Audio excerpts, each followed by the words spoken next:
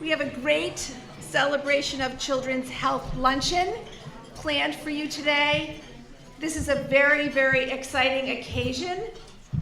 Our 19th annual celebration of Children's Health Luncheon that you all have been a part of for so many years, of playing all of the many roles that you are playing every day to make sure that all of our children and parents and families have access to high quality health insurance coverage and primary care that yields so many of the health outcomes that are moving in the right direction for Rhode Island kids.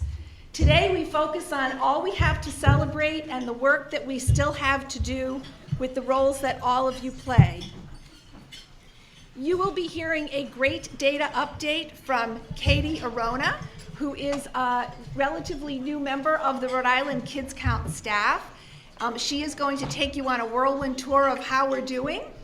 I do want to do a shout out about the fact that today as we stand here, 98% of Rhode Island's kids are covered, and that's something to celebrate.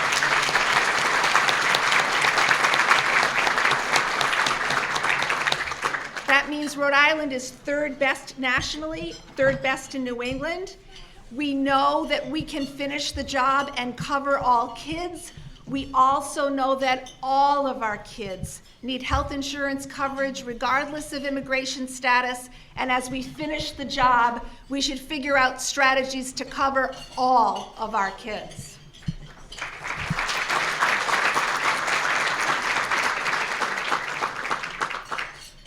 We are seeing continued excellent health outcomes in many areas, and areas where we still need to move the needle, particularly the urgent work of closing racial and ethnic disparities, which are alarmingly wide, and we have to do everything in our power to close them, and there will be more on that throughout our program.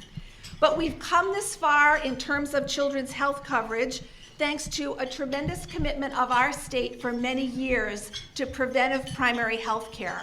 It has not happened by accident. It has happened because of a major policy focus that children and their parents deserve access to regular high-quality health care, that they should be able to go to doctor visits, get specialty care when they need it, that the mind and the mouth are also part of the body, so we should always integrate access to mental health care and to dental care.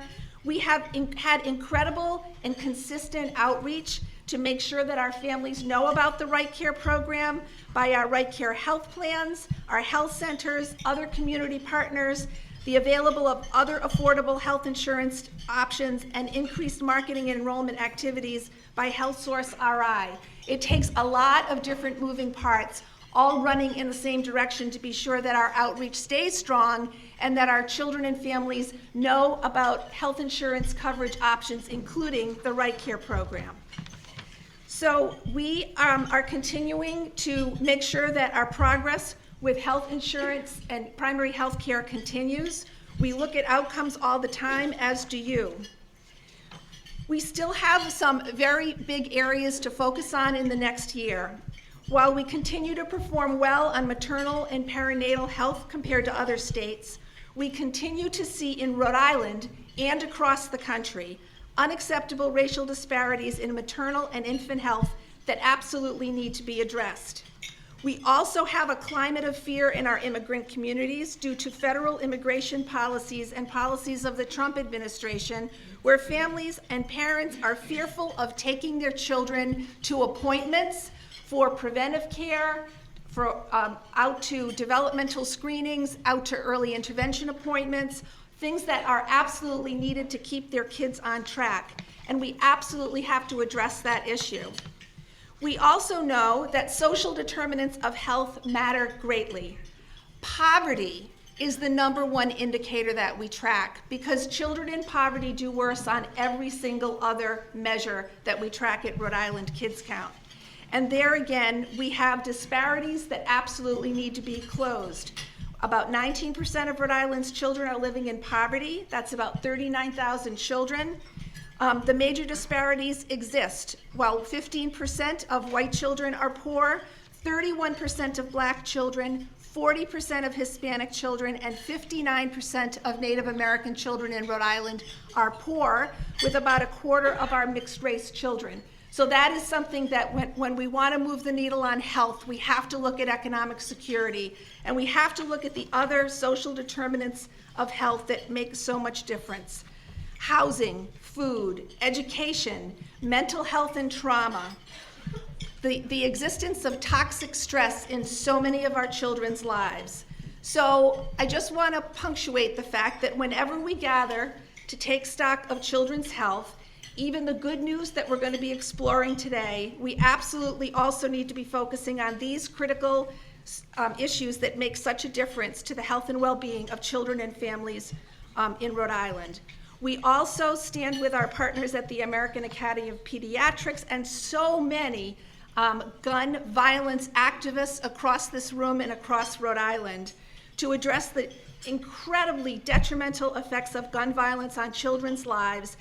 Gun violence is a public health issue, and we need to address it through common sense gun laws.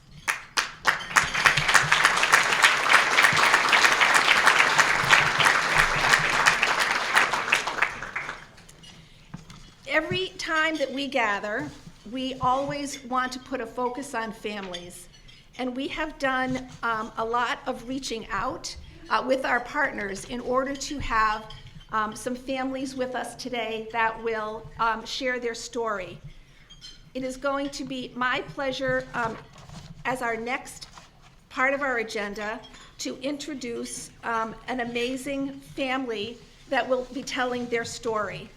But first, I just want to say thank you to so many of our partners here today. We have NHPRI, thank you for being here and thanks for all you do. Blue Cross Blue Shield of Rhode Island, Delta Dental of Rhode Island, Tufts Health Plan. We also have United Healthcare, CVS, the Rhode Island Foundation, and the United Way of Rhode Island. We are so grateful for your support and your partnership as we work on children's health issues together. Thank you for all of your support.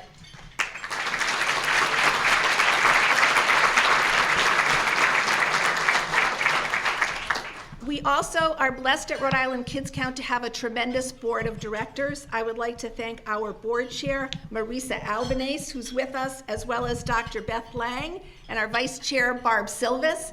Thank you so much for being with us today. We also have several board members throughout the room. We thank you for your passionate advocacy on behalf of children. So thank you to our Rhode Island KidsCount board.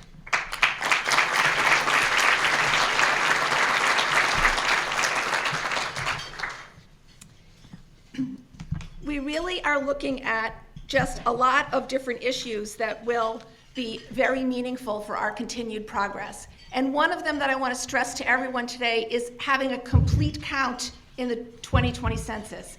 There is such a lot riding on that. Not only our representation in Congress, but also billions and billions of dollars of federal support are determined based on the number of people that we count in Rhode Island. So in all of your roles across the state, in our cities and all of our communities, everyone here has an amazingly important role to play. And we know that the youngest children are the most apt to be missed. So we have strategies at Rhode Island KidsCount working with our partners in the early childhood community. We also know that children from immigrant families, children of color, low-income children are also the most missed groups, children living in dense housing. So we have our work cut out for us, but I think we're up to it in Rhode Island, and we really, really need to commit ourselves today to a complete count in Rhode Island. One of the last things I just want to say that we're excited about is we have been working to focus on the first 1,000 days of right care with many of our partners. We know that the first 1,000 days, the first 3 years of a child's life are so very important to children's future success throughout their childhood. And we're really excited to be partnering with the Medicaid agency, Patrick Teig and his team, and so many of you across this room to really say, what are we doing to make sure we're taking full advantage of those first 1,000 days, including prenatal into the first 1,000 days of a child's life. And we're excited about our continued progress there. What I'd like to go to next is really setting the stage for all that follows, and that is to say, how are we doing with children and family health here in Rhode Island? And here to give an amazing whirlwind presentation is Katie Arona from Rhode Island KidsCount. Thank you, Katie, for all you do, for your advocacy and hard work on children's health in Rhode Island.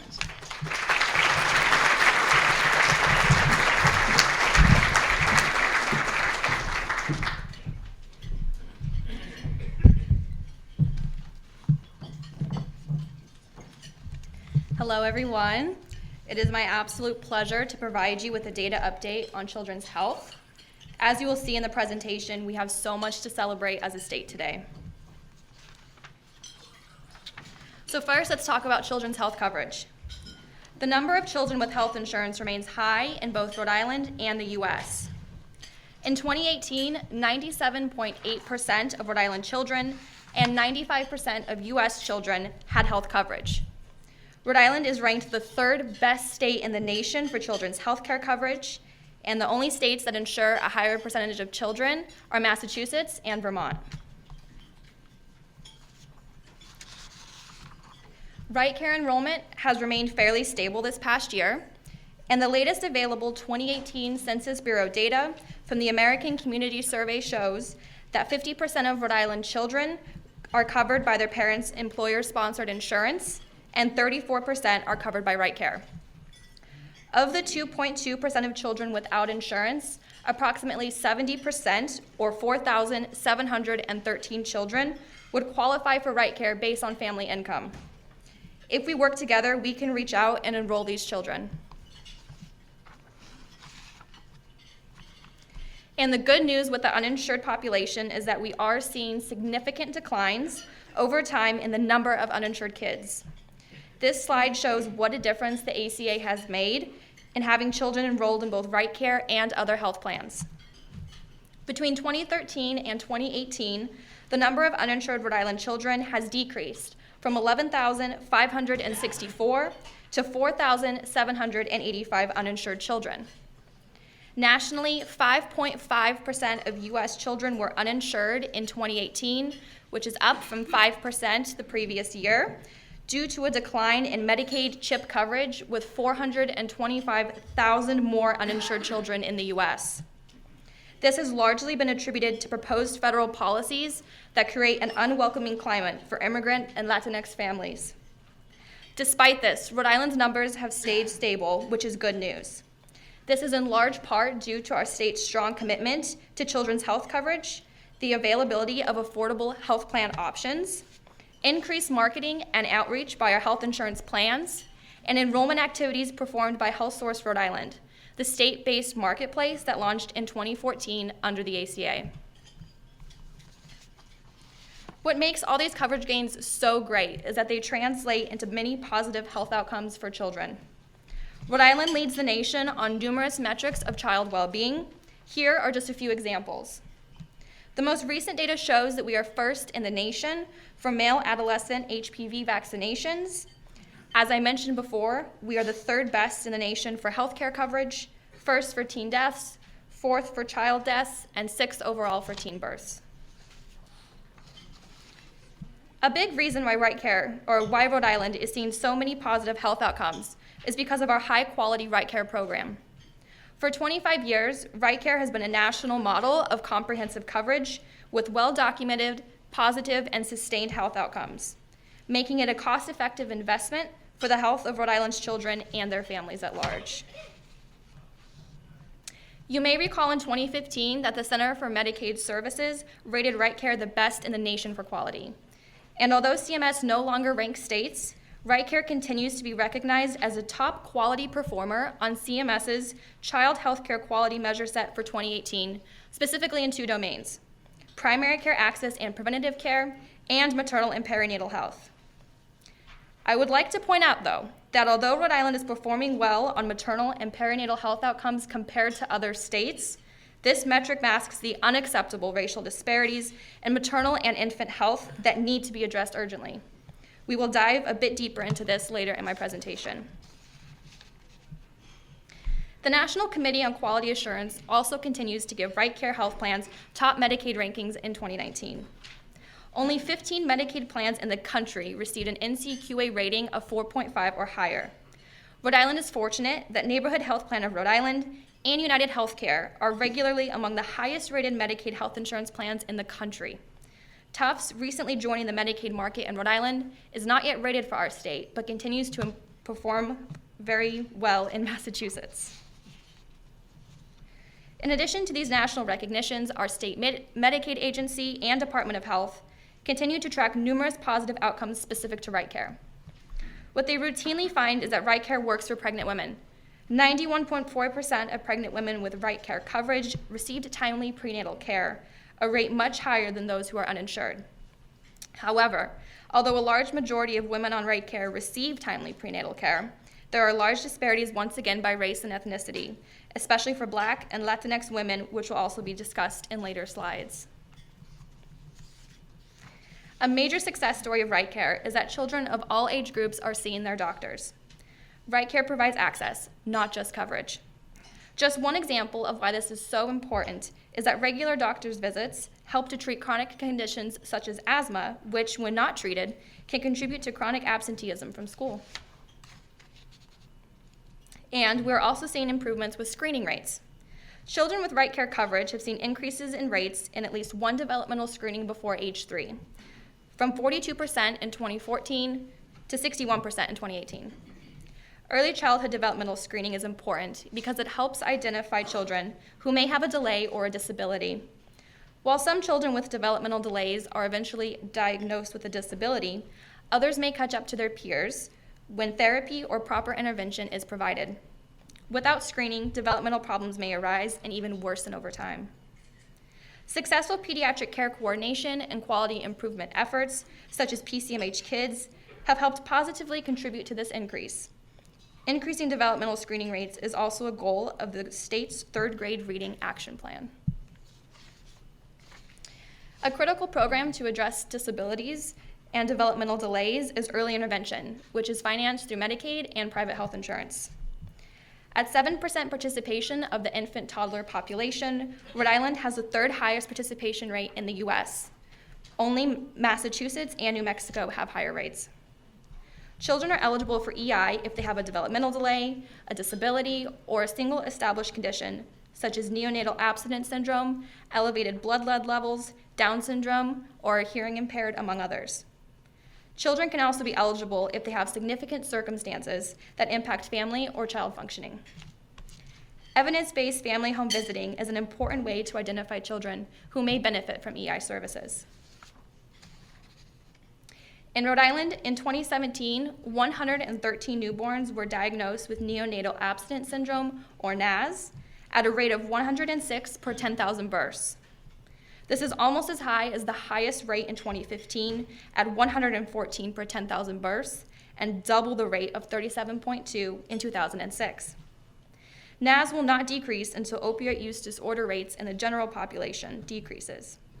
Moreover, adequate treatment options and services for those struggling with opioid use disorder are needed before and during pregnancy, at birth, and throughout parenting for the family unit. There is more good news to report. More children have access to dental care thanks to our Right Smiles program. Rhode Island's managed care oral health program for children provided by United Healthcare and with advocacy from our Teeth First campaign in partnership with DentaQuest and Delta Dental. The number of dentists accepting qualifying children increased from 27 before Right Smiles began to 90 when it launched. In 2018, there were over 300 unduplicated dentists in nearly 200 locations participating in Right Smiles.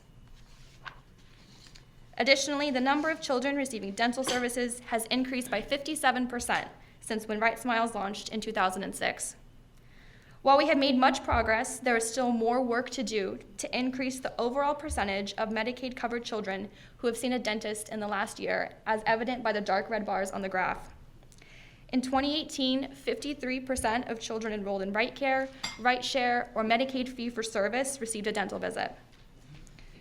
This can be improved by increasing age 1 dental visits for pregnant women, and increasing outreach on the importance of regular dental visits for all children. Here is an example many of you are familiar with of a long-term success for children in our state. With the help of Right Care, private coverage, providers, and many health and community partners working on the issue of lead poisoning. The number of children with elevated blood lead levels has been steadily declining in all areas of Rhode Island.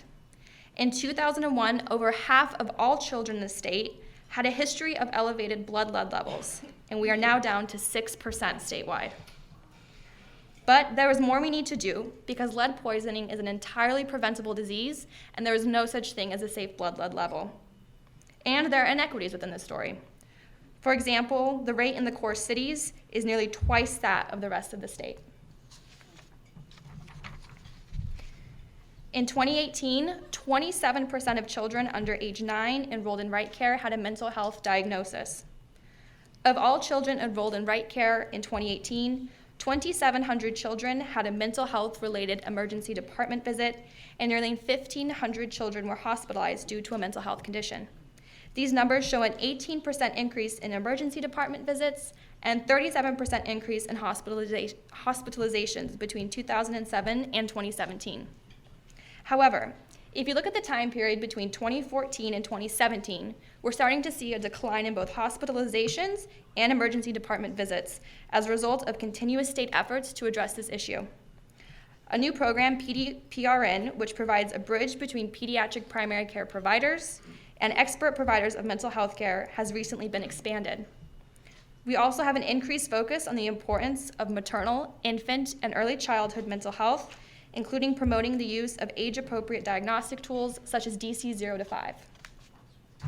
It is important to continue a strong focus on prevention and expand access to outpatient mental health services to reduce ED visits and hospitalizations. Witnessing violence can cause emotional, physical, and mental harm, even for children who are not the direct victims of violence. Early chronic exposure to violence can also damage a child's brain development and condition them to react with fear and anxiety to a range of circumstances. Guns are the leading cause of fatal violence to teens and are used in 88% of teen homicides and 41% of teen suicides in the US. In Rhode Island, between 2013 and 2017, there were 105 emergency department visits, 40 hospitalizations, and 8 deaths of children aged 15 to 19 attributed to firearms. Despite our overall progress on children's health outcomes, we have urgent work to do to close racial and ethnic disparities in our state. Unacceptable gaps in health outcomes by race and ethnicity persist among measures, including health insurance coverage, delayed prenatal care, preterm births, low birth weight infants, infant mortality, and births to teens. The Department of Health's health equity zones play an important role in eliminating health disparities using place-based strategies to promote healthy communities. Ultimately, we must also increase our focus on health equity across the healthcare landscape to better close these disparities.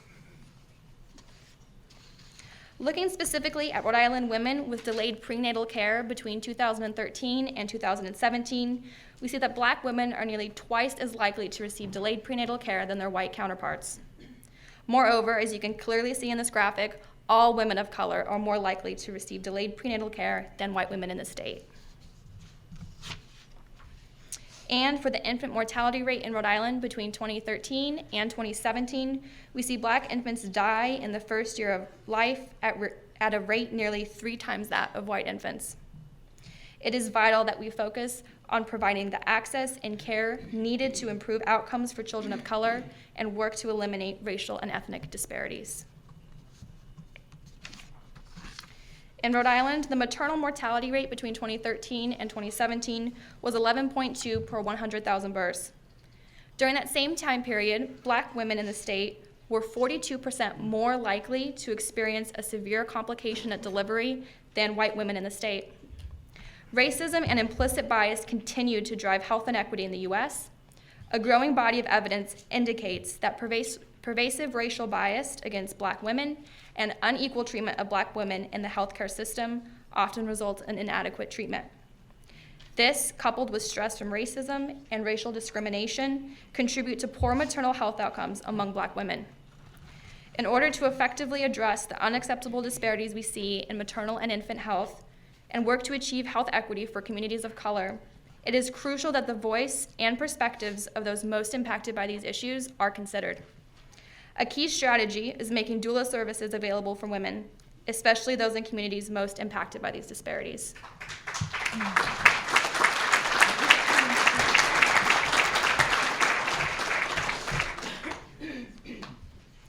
Another opportunity for improvement is the rate of childhood obesity. We are happy to say that Rhode Island KidsCount is working with our partners, including Blue Cross Blue Shield of Rhode Island, the Department of Health, the Hassenfeld Child Health Innovation Institute, the State Innovation Model, and our health plans to continue to provide a reliable data source for childhood obesity on a state and local level so we can better monitor childhood obesity rates in Rhode Island and work to reduce them. In 2016, 15% of children in our state aged 2 to 17 were overweight and 20% were obese. Older children in Rhode Island are more likely to be overweight or obese. 23% of children aged 10 to 14 and 22% of children aged 15 to 17 are obese. If we are looking at this by race and ethnicity, we see that Latinx children in the state have the highest rates of overweight and obesity, at 17% overweight and 28% obese. The increased prevalence of childhood obesity is a result of complex interactions among many factors, including calorie consumption, physical activity levels, and screen time. Structural barriers, including access to healthy food and access to safe green space to be physically active, need to be addressed. And reducing overweight and obesity will require a comprehensive multi-systems approach. Rhode Island, like the rest of the country, has seen steady decreases in reported cigarette use among high school and middle school students, from 13% of high schoolers in 2009 to 6% in 2017. However, the recent trend of youth use of e-cigarettes has reached a startling rate. In 2017, 20% of high school students and 6% of middle schoolers reported using e-cigarettes in the past 30 days prior to being surveyed. Last week, the 2019 YRBS data was released by the Department of Health and showed that the percentage of Rhode Island high schoolers reported using e-cigarettes has increased from 20% to 30% over the last year. So now, more than ever, the work continues. We need your collective advocacy to ensure that we continue our strong state leadership on children's health. Moving forward, we need to cover all kids. 100% is within our reach. We know that the vast majority of the remaining uninsured Rhode Island children are eligible for right care but are not enrolled. To best address the needs of children and families, there should be a continued focus on addressing the social determinants of health, including poverty, toxic stress, housing, food, and education. Closing racial and ethnic disparities across all indicators with a strong focus on the wide and unacceptable disparities in maternal and infant health for Black women and all women of color should be a top priority. Consistent with current efforts, we must also continue to invest in patient-centered care for children and families and ensure that children enrolled in right care are getting the full array of primary care services they are entitled to. Lastly, with our partners, we are continuing to focus on the opportunity of the first 1,000 Days of Right Care initiative to ensure that we are leveraging right care to its fullest capacity, especially during the first 3 years of life. So, let's continue this important work together. Thank you.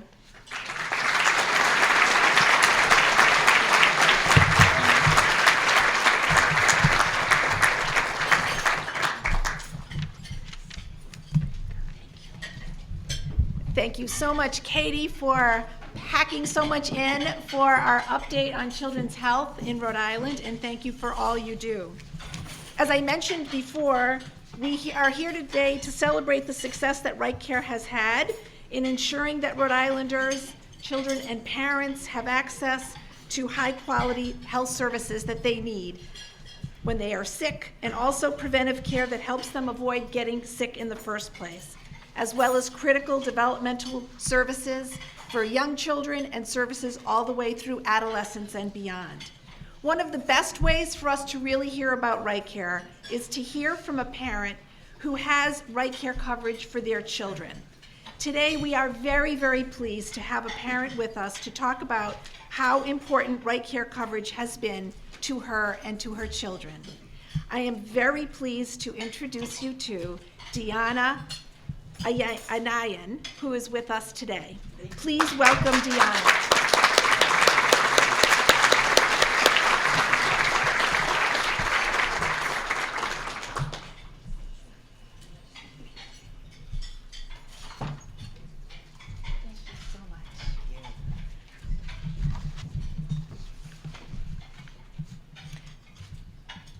Good afternoon, everyone.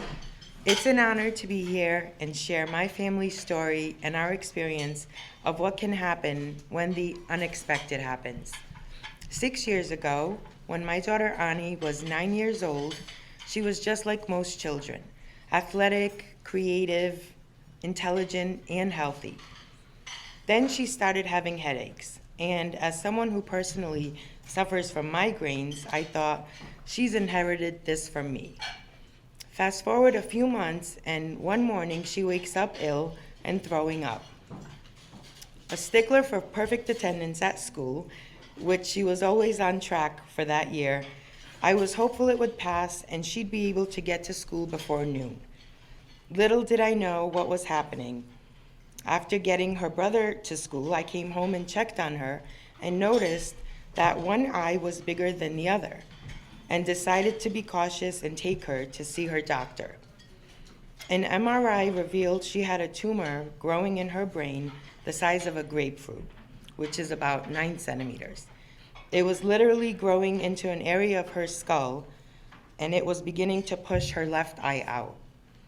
We ultimately ended up at Boston Children's for a 12-hour surgery to remove the tumor.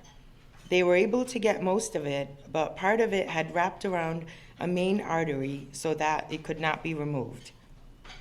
After 4 weeks of recovery from the surgery, we moved to Mass General for my daughter's care and started 5 weeks of proton radiation treatments. And I must say, this was a particular moment when I was grateful we had neighborhood as our health plan. The doctors had scheduled all of the appointments for Ani's radiation, which was a special kind and required that we go out of network. If we didn't get the prior authorization processed, we would have been bumped from the schedule. That's when our case manager, Blaine, stepped in and worked with her team at Neighborhood to get a quick turnaround and keep us on track with Ani's appointments. Since then, we've had different series of treatments, and my daughter continues to manage some chronic conditions and takes many different medications. And Neighborhood has been with us every step of the way. Sometimes people think it's strange to hear me talk about our insurance company, which I do all the time. And I can't help it. But I just feel so strongly that they've been such a pillar of strength for my family and myself.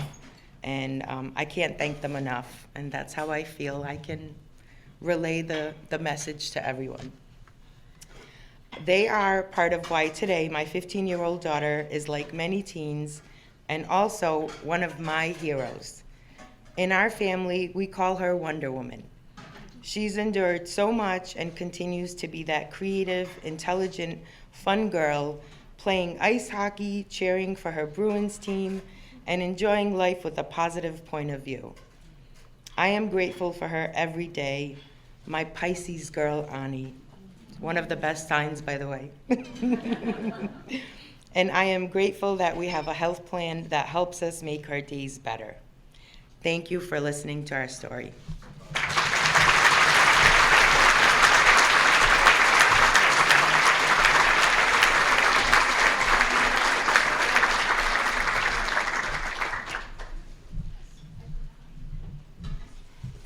Thank you so much, Deanna, for all of your incredible advocacy for your daughter.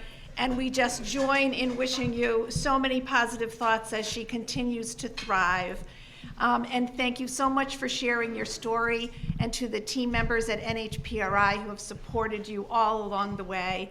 That's what it's all about, and we will continue to wish the best possible thoughts for your daughter and her continued thriving. So thank you again, Deanna.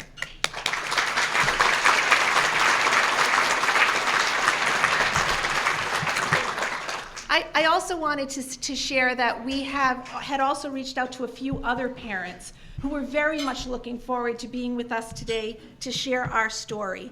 Allison, a member of United Healthcare, and Fabiola, whose family receives health services through Tufts, both are leading extremely busy lives and could not, in the end, be with us, but their brief stories are very important.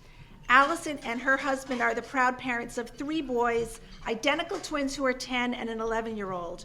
Her twins were born premature, spent their first few months at the NICU, and have faced many health challenges. Allison was going to be with us to tell us how her family has benefited from the Right Care program as she has cared for her children with her husband, and they are children with complex medical needs. They have excellent primary health care with important developmental screenings, vaccinations, and sick visits. She would have emphasized the importance of primary care in providing a higher level of care and coordination for her 3 children to stay well. And Fabiola, who receives her health insurance coverage through Tufts, would have talked about her children, including 2 babies born preterm, one recently diagnosed with type 1 diabetes, and that she is feeling very much supported by her healthcare navigator and feeling like her family is getting the care they need when they need it. So thank you, Deanna, for your personal story here today, and thank you to so many parents who are willing to step forward at hearings and other places where the voice of parents is so important. We are really indebted to the real experience of parents and their children and what it means to have high-quality primary health care. And now that's a great lead-in to the presentation of our Covering Kids Awards. We are extremely excited to be able to have a Covering Kids Award, our first Covering Kids Award, to be presented to Governor Gina Raimondo. With so many thanks to Governor Raimondo for your leadership on so many children's health issues, including your steadfast commitment to the Right Care program and your recent ban on flavored e-cigarettes because of the crisis.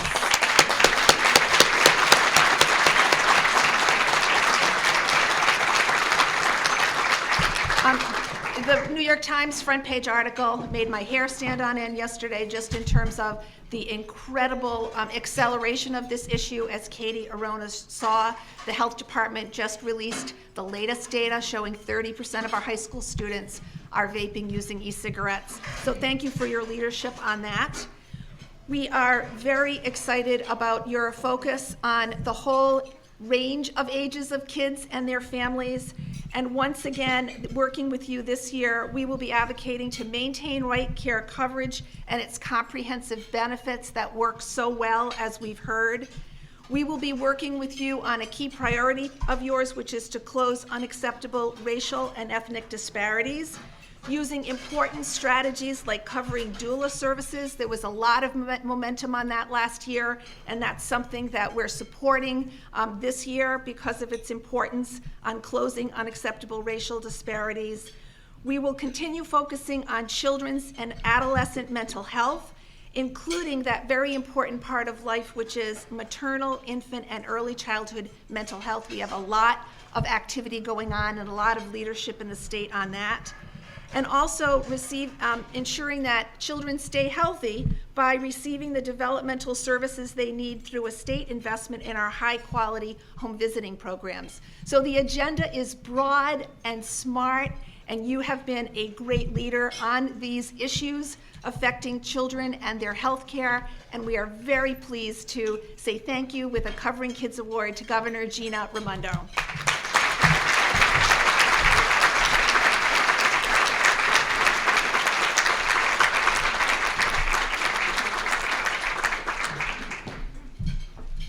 What a cutie. So thank you, Elizabeth. I have so many colleagues in government here. The good thing is too numerous to name, but I want to thank each and every one of you for being here. Our entire federal delegation is here. That's very special. Not every state could say that, so thank you guys all for being here and for your steadfast support. I know I couldn't do what I do without their support. Every single time I call Senator Reid or Senator Whitehouse for housing or labor and training, they're there. Congressman Cicilline, Congressman Langevin, the same. So thank you so much for your support. It's fitting that this is Thanksgiving week. We all have so much to be thankful for. You know, most of us this week will be in a warm house surrounded by family with plenty of food. And we need to be grateful for that. And it's a reminder that many of our friends and neighbors won't be, including some of our littlest kids. And so it should be a time for us to be grateful, but also a time for us to recommit ourselves to the reason that we're here. And thank you, Elizabeth, for your decades of leadership and all the work that you've done and for your advocacy. There's no one thing, right? There's no one thing. Children deserve housing, which is secure and reliable. They deserve to be able to go to school, a free public education from pre-K all the way through 2 years of community college, and job training. Yeah, you can clap for that.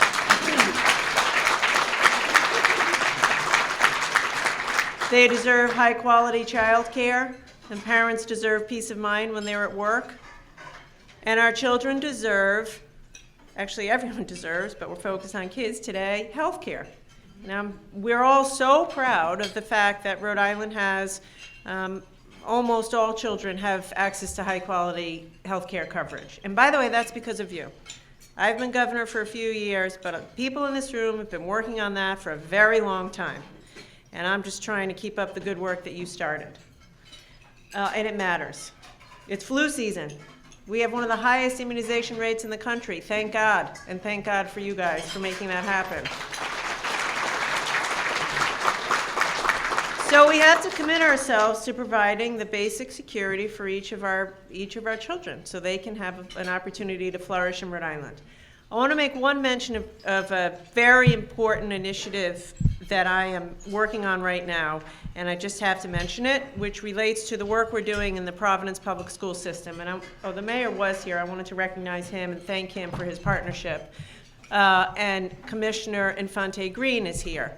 This isn't just a Providence issue. This is an everybody issue, okay? It's in every Rhode Islander's interest that we can improve the quality of these public schools for the 26,000 kids in the city of Providence. And everything we do to improve these schools will help every other school district. But what we're talking about there, it shouldn't matter how much money your parents earn, what zip code you come from, the color of your skin. You deserve a high-quality public education, from pre-K all the way through.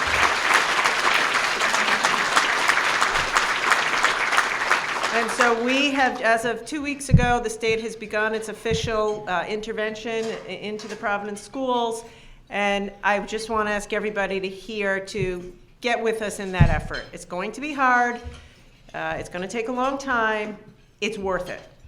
And I'm asking you all here to stay engaged and to stay supportive because these kids deserve a chance. So thank you as always, and happy Thanksgiving.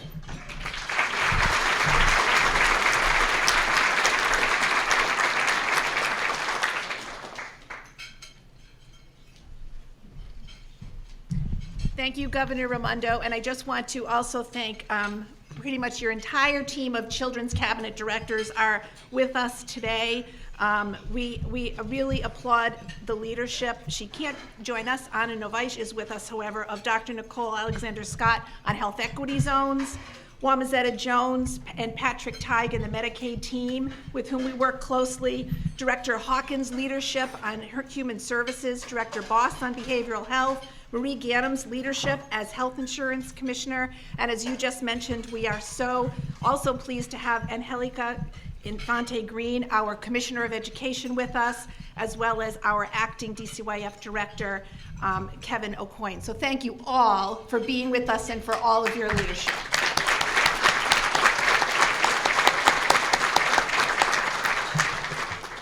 It is now my pleasure to turn our attention to what's happening in Washington and how it just would not be possible on the good news side The celebration of children's health that we have today is as a result of a more than 20-year partnership with the federal government on children's health care.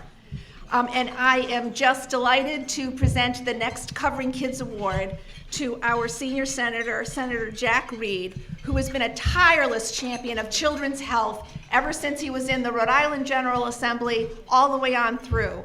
He was leading the way for the extension of CHIP when families were literally walking the floors at night not knowing if they were going to continue to have health insurance coverage.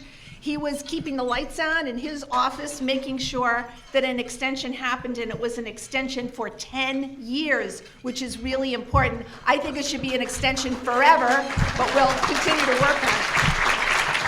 So thank you so much, Senator Reed, for all of your leadership.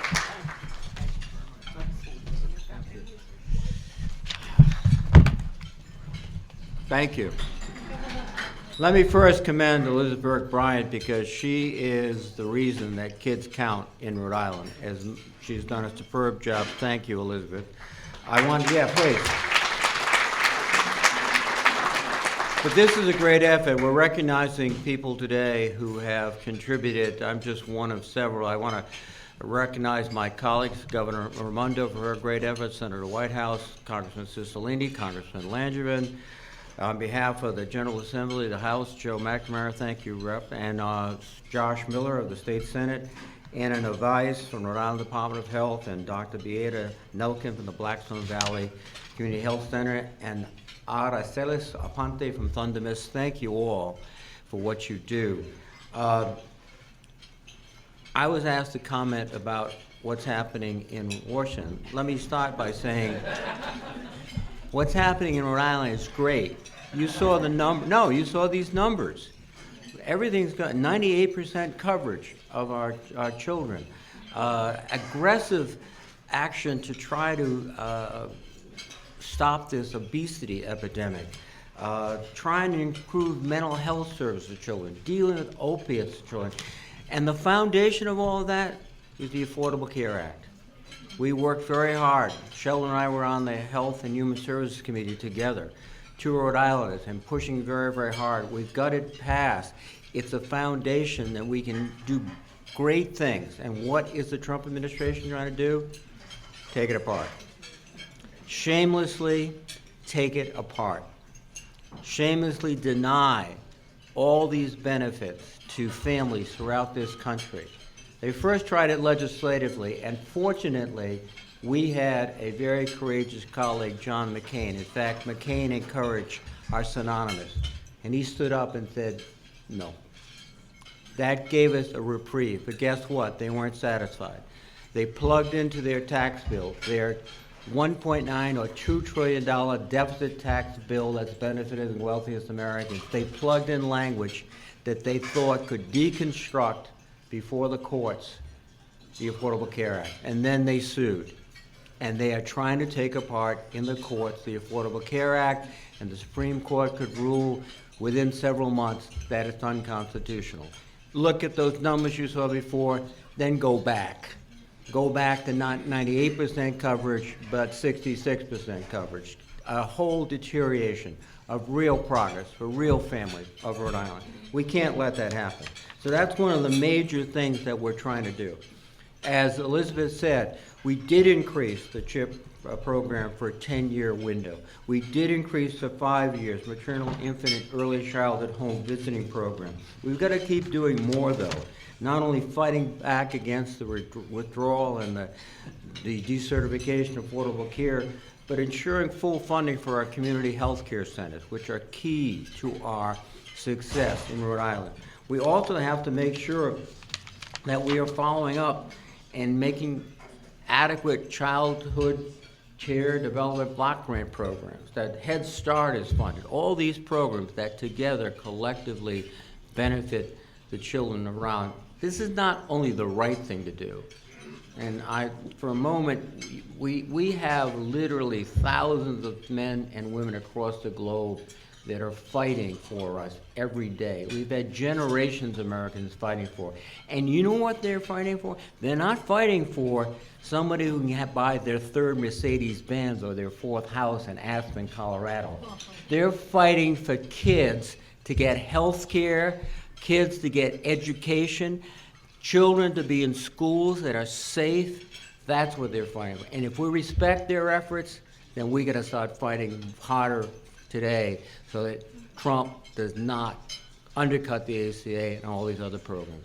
And with that, thank you very much.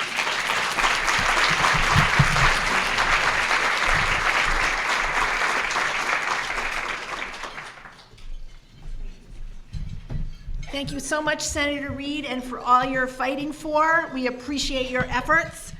It is now my pleasure to present a Covering Kids Award to Senator Sheldon Whitehouse. Senator Whitehouse has long been a champion of children's health, back in the days as Attorney General fighting lead paint companies and all the way through to everything he has done in the Senate. We are so appreciative of your efforts to make sure that our kids and families are healthy, that our immigrant families are welcomed, and that we continue to make progress in the United States and in Rhode Island. Thank you so much, Senator Whitehouse.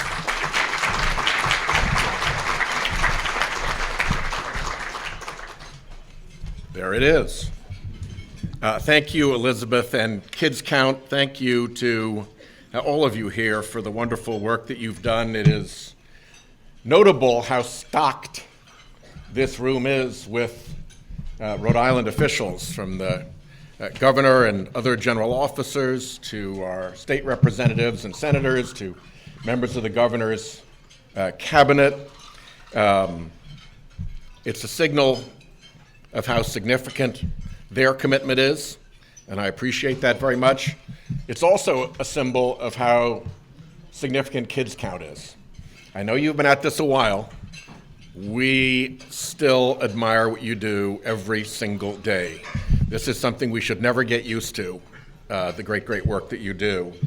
Deanna, thank you for your amazing presentation about your family.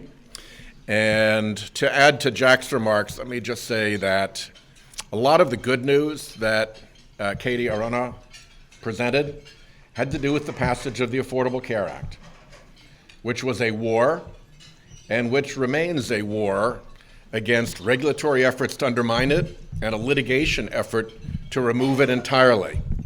When you hear friends from the other party say that they want to protect pre-existing conditions, you can put that into the column of things that are not entirely true, because they support the legal effort to undo the bill, including its protection for pre-existing conditions.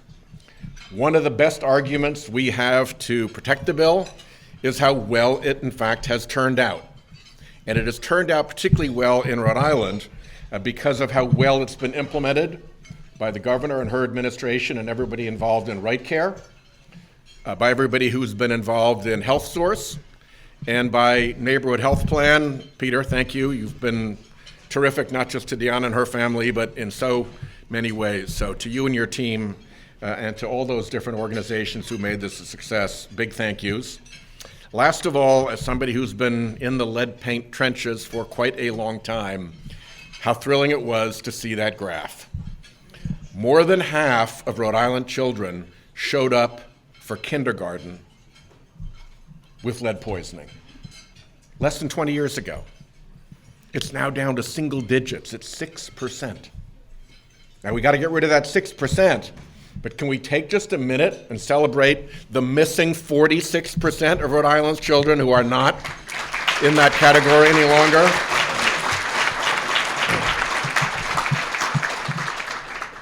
A lot of that progress was made because of a lot of commitment from a lot of people, but a lot of it was made because Elizabeth and KidsCount made darn sure that every year the fact book pushed information on childhood lead poisoning into our faces.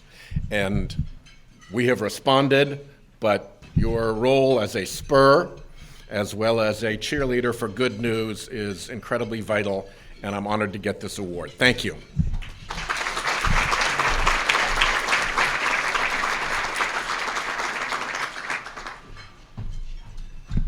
Thank you very, very much, Senator Whitehouse. I also want to note that Attorney General Nerona is here. It was great to talk to you on the way in. Thank you for all you do. Mayor Alorza was with us, and Mayor Charles Lombardi is with us. So thank you all for everything you're doing on kids' health. It is now my pleasure to present a Covering Kids Award to Congressman Jim Langevin. Congressman Jim Langevin has been working so hard on so many of the issues we've talked about today, everything from gun violence to children's health care to the health care needs of children in the foster care system, which we really, really need to focus on when we think about some of the most vulnerable kids in our community. Thank you so much for all you do, Congressman Langevin. It's a pleasure to present you with a Covering Kids Award.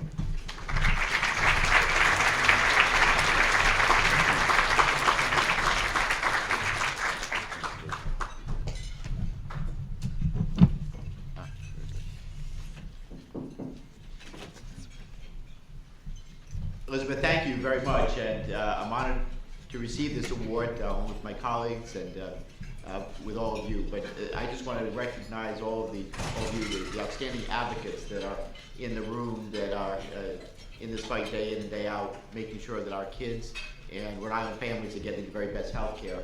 I want to salute the work of Rhode Island KIDSCOUNT, Elizabeth Burke-Bryan, your entire team. We are motivated because of the work that you do and keeping us, keep us informed of what we need to focus on. I'm honored to be here with all of my colleagues in government, and I want you to know that despite what's obviously what's dominating the news right now and the reprehensible actions of our president, that it's not the only work that's being done in Washington. We are multitasking, and although the media isn't focusing on it, I want you to know that the House of Representatives, under the leadership of Speaker Pelosi, we are not just standing still and just waiting for the proceedings to conclude. We have been passing important pieces of legislation. And so you know, we talk about protecting the Affordable Care Act. Despite the actions of President Trump and Republicans in Congress to try to dismantle the Affordable Care Act and choke it off at every opportunity, we've passed legislation in the House to protect people with pre-existing conditions. We passed legislation on various aspects of trying to strengthen and improve the Affordable Care Act. We have also passed legislation, I'm glad Elizabeth talked about the importance of getting guns out of the wrong hands and stemming the tide and reversing tide of this epidemic of gun violence that we face throughout the country right now. By the way, when else would you have a public health crisis and you would be prevented from even studying the causes of that public health crisis? Well, under Democratic leadership and Speaker Pelosi's leadership and our support, we have passed legislation to, in fact, keep guns out of the wrong hands, closing the gun show loophole, doing more comprehensive background checks, as well as making sure that we are putting funding, resources, and the ability to actually study this public health crisis through our budgeting process. So those are the things that we're working on, that we continue to focus on. We are making strides on the House side. Unfortunately, these days, where all good legislation seems to go to die is on Mitch McConnell's desk. So we continue to fight. I know that Senator Whitehouse and Senator Reid are making sure that they are doing their part, and they're doing everything they can to pressure those bills to get to the floor. We're grateful that I'm so grateful to be part of a delegation that believes in these fights and making sure that we're doing it all on behalf of our children and the families of Rhode Island. We're motivated by your work.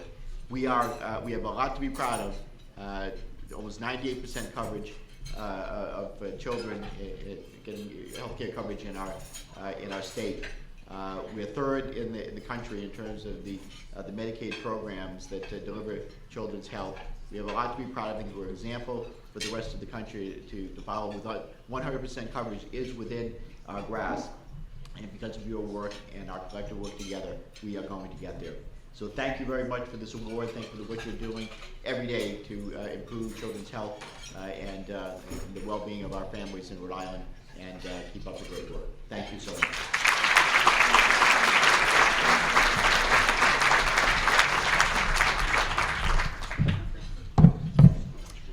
about an hour ago, I was meant to tell you that the Twitter handle is Right Care Works. So if you have some tweets to still do, you can use that. And sorry for the delay in telling you that.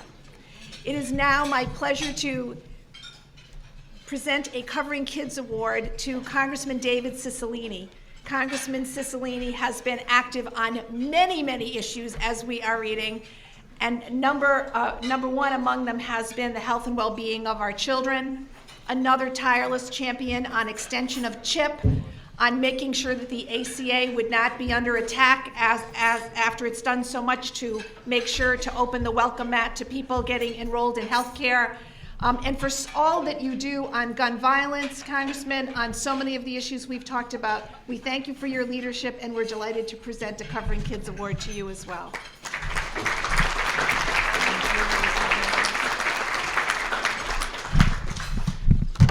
Good afternoon. Thank you very much, Elizabeth. It is wonderful to be with our governor and the entire federal delegation, Senator Miller, Senator Conley, Senator Valverde, Chairman Representative McNamara, Representative Ruggiero, Representative Kislak, my state rep. I know Mayor Lorza was here, Mayor Lombardi from the town of North Providence, our extraordinary commissioner, who I spent the morning with, Representative Ruggiero is here as well. But I first want to say thank you to Elizabeth Burke Bryant and KidsCount and the incredible staff at KidsCount for the remarkable work that you do. You remind us every year of the important benchmarks in the urgent work that we as a state are doing to protect the health and well-being of our children. And Speaker Pelosi always reminds us there is no greater return on our investment, no greater return to the Treasury of the United States than investment in children. And we see examples of that every single day in the work that KidsCount highlights. So thank you, Elizabeth, to your great staff, and thank you for your incredible leadership. Thank you to the governor, whose whole children's cabinet is here, for the focus that she has brought to children's issues. We have a lot to be proud of in this presentation. We also have a lot of work to do. I think the work, particularly with respect to racial disparities in health outcomes, is shocking and alarming and something we really need to focus on as a state. I'm proud to report, as Congressman Landry was saying, although you see a lot of coverage of investigations and impeachment, not to say that's not important, but I want to just give you a couple of pieces of information that you may not know, and that is that the House of Representatives has passed over 400 pieces of legislation, 275 bipartisan bills, and they range in everything from 4 pieces of legislation to drive down the cost of prescription drugs, to protect coverage for pre-existing conditions, to provide equal pay for equal work, universal background checks, the biggest anti-corruption bill since Watergate, and the list goes on and on. It's probably the most productive House session in modern history. So don't believe people when they say that the Democrats are not doing things in Washington. We're getting that work done. And sadly, despite the best efforts of our great senators, their Republican leader, Mitch McConnell, describes himself as the Grim Reaper, and 80% of those bills are sitting on his desk. So we've got to keep the pressure on, because a lot of the work that we've done, we've passed 11 of the 12 appropriations bills. We've provided for significant increases in virtually everything that matters to children. And the Senate Majority Leader has likewise not begun that appropriations process, only began it last week. So Rhode Island is an example to the country of what happens when you invest in the well-being of children. And we have to ensure that we have federal budgets that reflect that as well. And I want to finally say that this focus on the Affordable Care Act is really important. It's, as the presentation shows, it really is the foundation of so much of the progress we're seeing in Rhode Island. The Republicans in Washington, led by the president, are in court right now trying to have the ACA declared unconstitutional. If they prevail, tens of millions of Americans will lose their health insurance. So that's the difference. You know, we're trying to figure out ways to expand it, to drive down costs. They're trying to take it away. So this fight, sadly, is not over. But Rhode Island, I think, is a great example of kind of what good comes out of investing in the well-being and health of children and families. And the last thing I want to say is the governor's comments about our collective responsibility to ensure that every single child in Rhode Island has access to a high-quality public education. And although I'm a huge fan of the commissioner, this does not fall on her shoulders alone. She's the captain of this team, but it is literally the responsibility of every single person in Rhode Island to make sure this is a success. And I hope you'll all heed the governor's call to action, that we all be part of this. I know the delegation is prepared to do whatever we can to support this important work, and I know everyone in this room will as well. Thank you very much.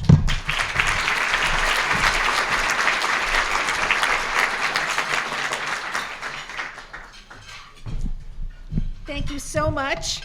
And we are now going to turn to leaders from our General Assembly. And after that, we have two very important awards to present to Aurelis Aponte and Dr. Beata Nelkin. And so we urge you to stay a few extra minutes because they deserve our incredible support. It is now my pleasure to turn to the Rhode Island House of Representatives. The speaker could not be with us today, but he asked that the chairman of HEW, Chairman Joseph McNamara, represent members of the General Assembly, who include Representative Rebecca Kieslak is here with us, Representative Deborah Giro. You are also receiving Covering Kids Awards at this event for your incredible leadership. And I'll now turn it over to Representative Joe McNamara. Before I do, another key thing that keeps babies healthy is that we want to thank the General Assembly for passing both paid family leave and earned sick leave. These are two key things. Very important victories that we are going to be continuing to advocate for. And now, without further ado, thank you, Chairman McNamara, for everything that you do on behalf of the health of kids and families in Rhode Island. Thank you. Thank you, Elizabeth. Thank you, Kids Count, Governor, honored guests. It's my pleasure to accept this on behalf of Speaker Mattiello and my colleagues in the House of Representatives, and as Elizabeth recognized, specifically the two leaders that are here from the House, Rep. Kieslak, who attends more health committee meetings than many, many members of the House, and Rep. Ruggiero, who is an advocate and has been an advocate for children all over Rhode Island for many years. Thank you for your work, both of you. Excellent. I am just so thrilled to hear today that Rhode Island not only ranks high in terms of the number of children that are covered by health insurance, but that we are one of the leaders in the United States in childhood vaccinations at a time when the anti-vax movement is spreading faster than measles in California. Rhode Island has made and remained steadfast. So for that, I thank my colleagues who occasionally have to take a vote on vaccination bills, and they just can't believe the undercurrent on the dark web of anti-vaxxers in Rhode Island. So for that, thank you, senators and reps. Also, we're investing in education. We're investing a tremendous amount of money in education. And one of the founders of educational psychology, Abraham Maslow, got it right over 100 years ago when he said, children cannot learn if they're healthy, insecure, and lack adequate housing. So we have work to do. And I think it begins with, as the governor stated earlier, taking ownership. I remember my days as a teacher and school administrator for 37 years in Pawtucket. Occasionally, when I was an administrator, the chief of police would call and it'd say, Joe, we've got one of your kids was in a little bit of trouble. And I always admired that, and I liked it because the chief recognized what I have always recognized, and that is we all have to accept ownership for all children, regardless of the zip code. So with that, thank you to KidsCount, and thank you very much, everyone, for this award.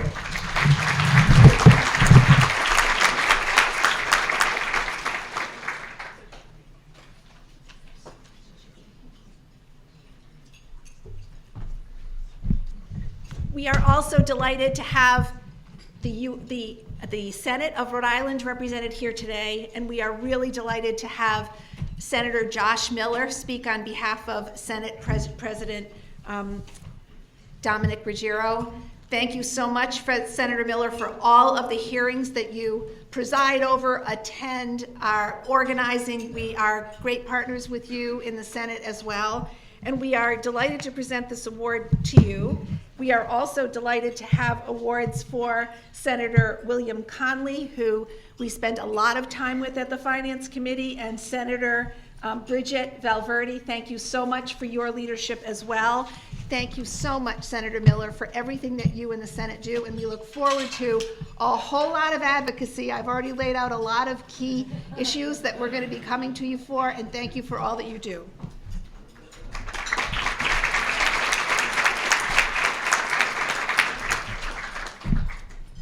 So my list got longer of comments rather than shorter as I listened to other people speak, and especially when the federal delegation talked about the less than friendly environment that many of our issues are under in Washington, which leads us to what we can do in Rhode Island. And one of my priorities over the last few years, at least since 2016, is when we can codify what we can in ACA that protects Rhode Islanders into state law rather than federal law.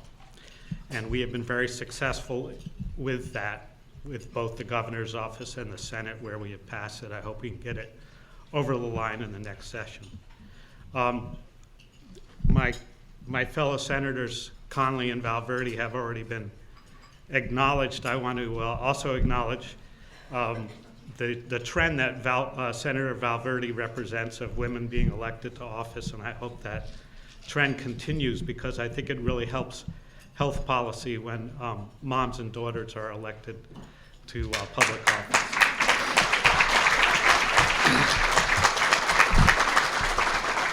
And I want to thank KIDSCOUNT for the example they set. Many moms and daughters think that if their husbands or fathers are elected to state office, that it's a part-time commitment from January to June, where I know Senator Conley and myself represent oversight and commissions that we run year-round, and we're constantly reminded that we're much more than part-time.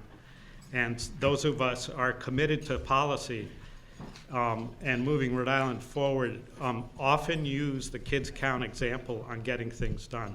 And the KIDSCOUNT example is, and I'm using this currently, we just started a commission last week to look at reimbursement rates, some that were mentioned that haven't changed in over 15 or 20 years, and how that's impacting our ability to deliver not only quantity of health care, as we talked about most of the lunchtime, but the quality of health care and what impact that has. And what the example that KIDSCOUNT set for us who are running hearings based on that is that we're trying to go beyond the anecdotal, include the anecdotal, but go beyond the anecdotal and personal, and capture the data that demonstrates what we believe based on that anecdotal and personal can be demonstrated in data. And that's what we hope to do in the Commission on Reimbursement that we're doing.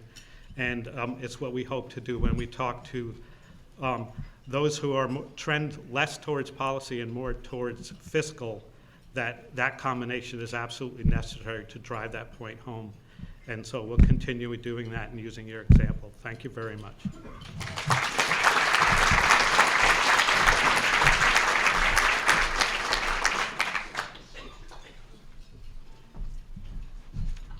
Moving the needle for children's health is about lots of brave leadership stepping up from all corners of our community. I'm going to continue with 2 Covering Kids Awards for community leaders. First, it is my pleasure to present a Covering Kids Award to Dr. Beata Nelkin. She is a pediatrician with Blackstone Valley Community Healthcare.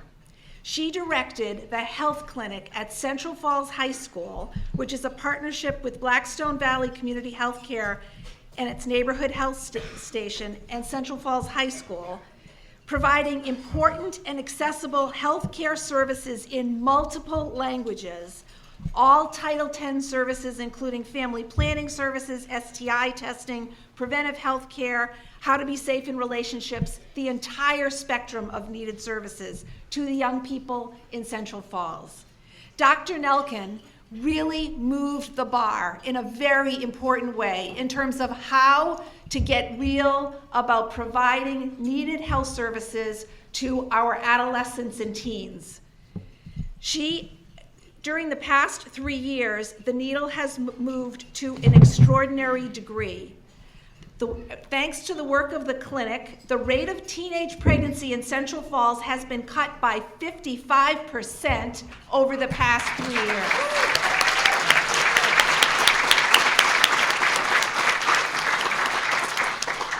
This confidential, accessible, and patient-centered care has resulted in significant other declines in sexually transmitted diseases as well as teen pregnancies. Dr. Nelken has been a great and outspoken leader about the needs of young people and their health care. She has been an incredible champion of the return on investment we get when we invest in the health care of young people who otherwise go missed in our entire system. Please join me in thanking and saluting Dr. Beata Nelken, MD.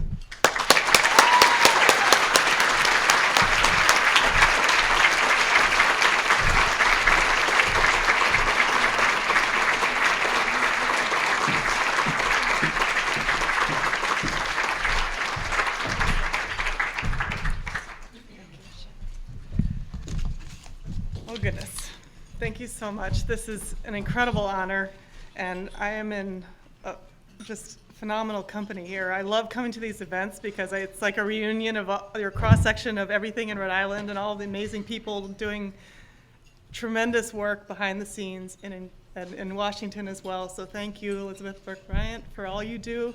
Kids Count every year when it comes out is my second Christmas. I plan my calendar around it. Everybody takes a week off. You know, we just plummet in. It's so important to have those numbers in front of us and to keep pushing and to never give up. I think, you know, Central Falls is, you know, the work we've done is a lot. I'm eternally grateful to Ray Lavoie at Blackstone for making the commitment to not just having a mission statement, but making it acts of, you know, making healthcare available to everyone regardless of ability to afford it. Central Falls has an abundant burden of uninsured kids, and it makes it very, very challenging. He committed the staff for the school-based clinic, and under Dr. Fine's inspiration for the neighborhood health station, has created a new scene in Central Falls for the community and for uninsured kids. And the team has committed to making sure that we're not only taking care of the kids that are in front of us and coming into the clinic, but we continue to care for the kids that we don't see, who are behind the scenes, who are in the shadows of our society, and we cannot ever forget them. And we have to do better each year, making sure we care for them. So thank you for this. Let's keep moving forward. Thank you.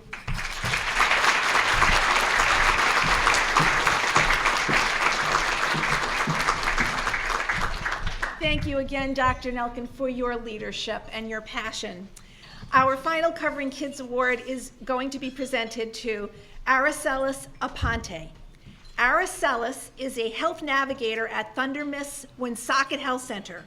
In this role, she works tirelessly to make sure that Rhode Island families are enrolled in the right care program and connected to needed services that help to ensure the health and well-being of their children.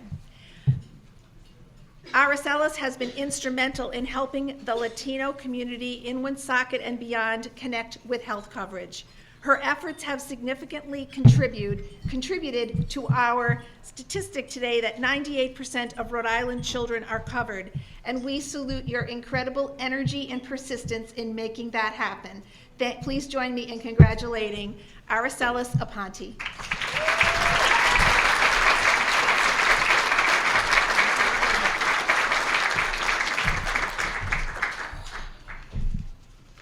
This is truly is an honor.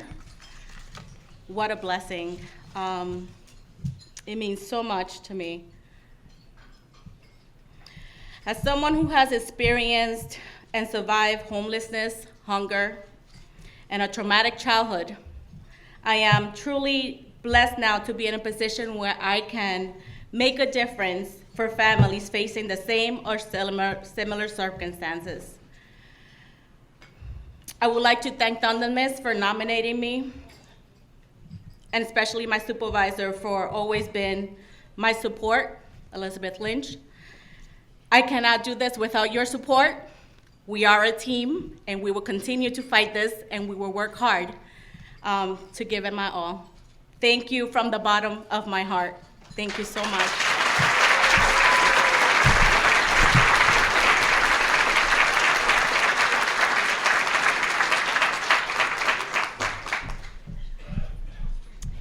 Thank you so much for all that you do, and keep up the great work.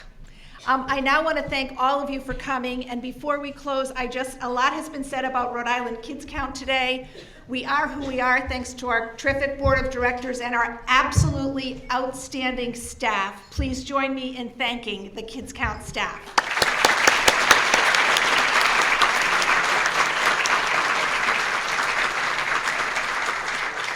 I also want to give a shout out to just a few of our many partners here. We have been involved in this work of making sure the Right Care program is all that it can be, in such close partnership with Linda Katz from the Economic Progress Institute. Yay, Linda! We work so closely with regard to children with special needs with Sam Selgonic and Tara and the team at RIPIN. We are thrilled to have a close working partnership with Jim Vincent from the NAACP and Shanavi Shea from the Center for Southeast Asians and the Latino Policy Institute. Marcella couldn't be here, but she's our very close partner. We have been thrilled to work with Quatia Osario from Our Journey. Thank you so much for being here. You are doing such tremendous work on closing disparities and creating opportunities for people of color and Black women, and thank you so much for your energy and your dedication. And we've been working so closely with Dr. Pat Flanagan and our very own board member, Dr. Beth Lang. Your leadership for PCMH Kids has been awesome in showing what coordinated care can look like in our pediatric practices. We have our hospital partners here from Hasbro and Women and Infants. Teresa Paiva-Weed, who was at many of these as Senate President, is now here with the Hospital Association. We have partners from across the community, and we thank each and every single one of you for what you do every day to make a difference. We are so pleased to be supported by the United Way and the Rhode Island Foundation for all of our work. So I just want to conclude by really putting the focus back on our children and families. Go out there, get them enrolled, make sure they're connected, and really stand up for the needs of kids and families. Thank you so much for being with us.